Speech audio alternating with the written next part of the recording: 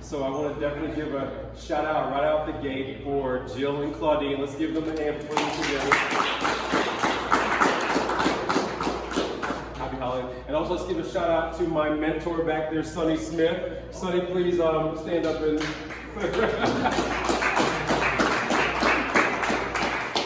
he didn't know he was my mentor, so just that second right there. That was a good moment. Good moment. And for those of you who are watching on Zoom, thank you so much for joining us today. My name is Peter James. I am a professor at the College of DuPage, amongst other things. Excited to be here with you all today. I'm not going to be long-winded. I'm actually not going to talk too much because I'm going to ask you all to talk in just a second, so please don't choke when I ask you to talk. My first thing I do want to tell you about is a quick story about my daughter. I'm super excited about her. She is 13 years old. She will be in high school in the fall of 2022 in Downers Grove North. She came to me the other day and said, hey Dad, it's the last week before we go on Christmas break. And I'm very excited. I said, what are you excited about? I'm excited about school ending for the year, but I also think, Dad, that we're gonna have a quiz in my math class. And I said, really? She said, a pop quiz. I said, why do you say that? Well, the teachers kind of made a hint at something out of the blue, and I think it's gonna lead to a pop quiz. So here's the crazy part about that. Kids, they don't anticipate tests and quizzes.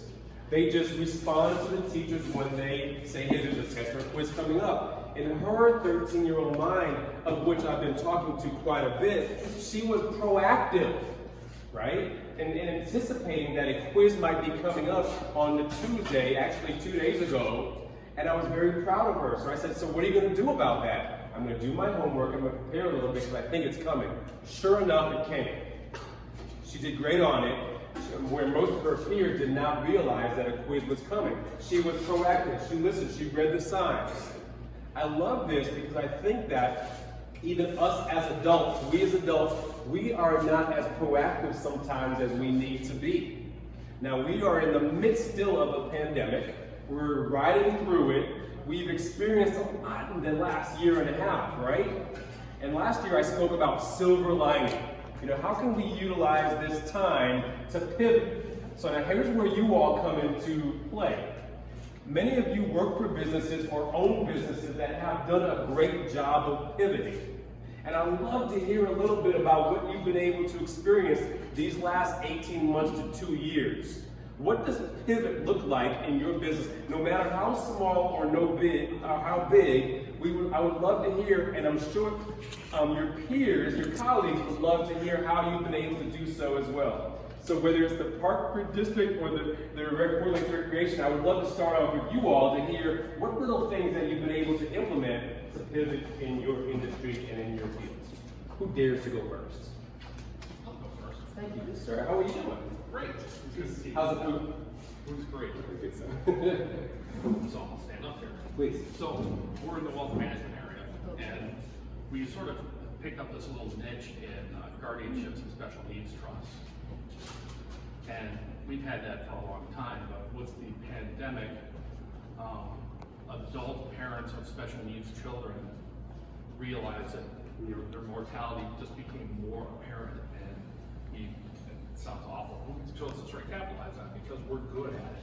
So we brought in hired someone out of the special needs area of Cook County as a new business person, and we've really just had unbelievable business growth in that particular area.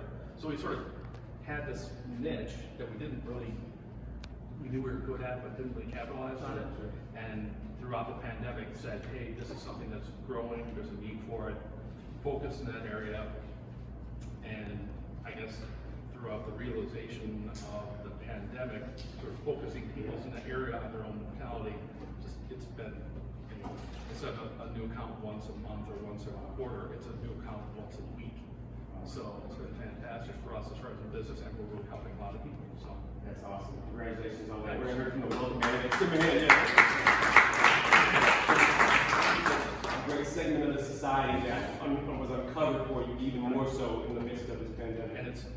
And we built a great thing to kind of go on and toot our own horn here. It's a business that a lot of other companies don't like to do, and we're getting referrals now from Northern Trust and BMO Harris because a lot of companies don't like that leaky business.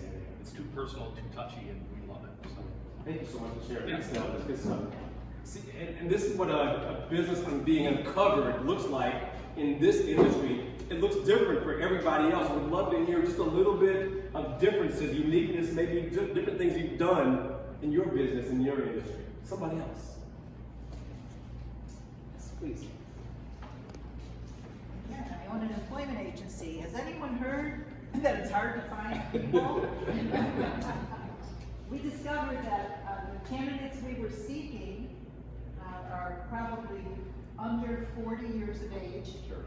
A lot of them are using their home for everything. Even when they buy a laptop, Microsoft isn't automatically loaded. You have to pay for it now. So we found that we weren't getting the response from all of the passive searches and all the jobs we were putting out on job boards. We changed all of our paperwork, all of our applications, everything, so that they can access them on their phones, fill them out, and get them back to us. And we also put in Google Talk to Text or whatever it's called, because they don't respond to emails. Okay, just a survey, and people, you're in 40, you're in 40, you're in 40, okay. Do you answer your email? Absolutely. I understand on the outline. You're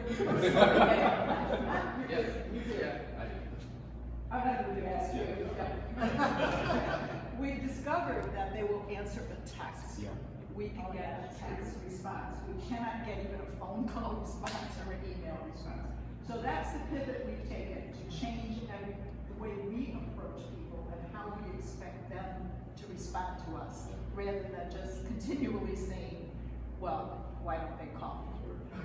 So what I've heard from you is that we were a digital environment. We've become even more so now, and where traditional email may have landed us some potential responses. Now it's so important to figure out other ways, such as texting, because we all answer our texts, right? Most of us do for sure. And then if we have links on that, that can be beautiful to get a survey going from that perspective as well. Right, so that's what we do.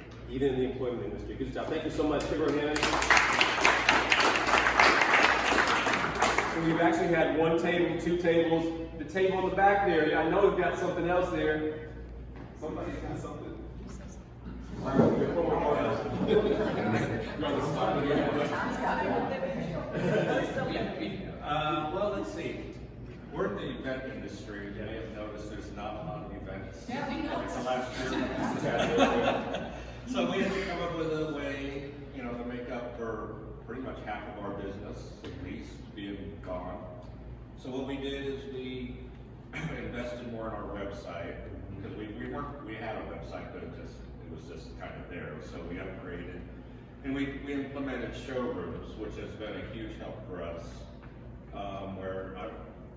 What a showroom is say like the Aurora Fire Department, they want to buy new shirts for their firemen. So we put up a showroom, and all the firemen can log on, whether the store's open for a month, they all buy their stuff, then we print it and deliver it to them. So we found other ways like showrooms and fundraising websites, just different things like that we could do, and it somehow more than made up for our loss in events. So we were able to swing things around and survive the year and a half. So. Very nice, very nice.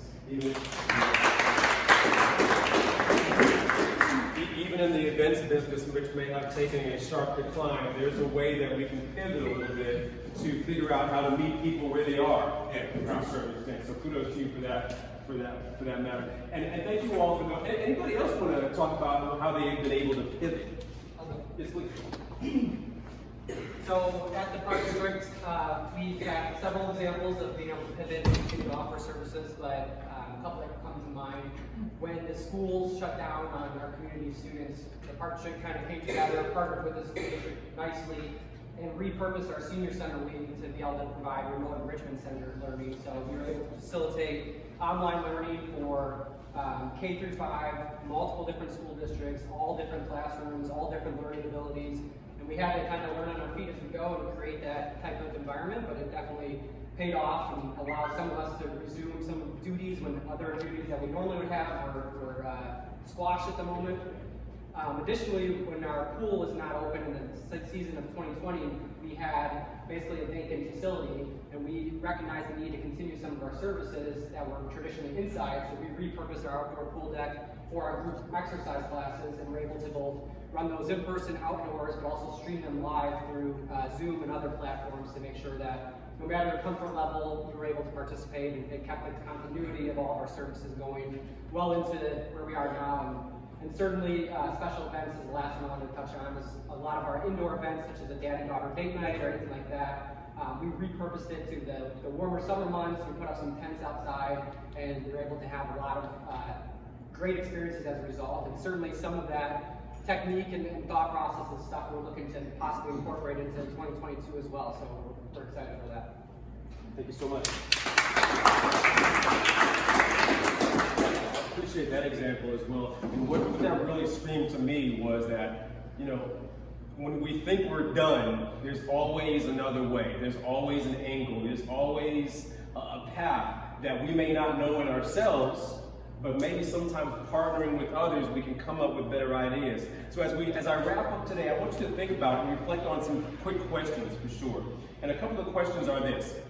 What has a pivot looked like for you and your business in the last 18 months to 2 years? What could it look like moving forward? What became unexpected for you? What have you capitalized on, right? What surprised you about your customers? How have they been able to adapt or pivot for that matter? Your employees for that matter, how have they been able to pivot overall? And then lastly, what are you thinking about next? And this may be a great conversation starter for your table right now as I conclude, but I want to segue this to the value of the Lisle Area Chamber of Commerce, because 2 heads are definitely better than 1, 3 are even better than 2, and here in the Lisle Area Chamber, we're all about collaboration, we're all about community, and how we can collaborate in order to make your business even better in 2022. So thank you so much. Thank you all for playing full outfit today, and enjoy your meal.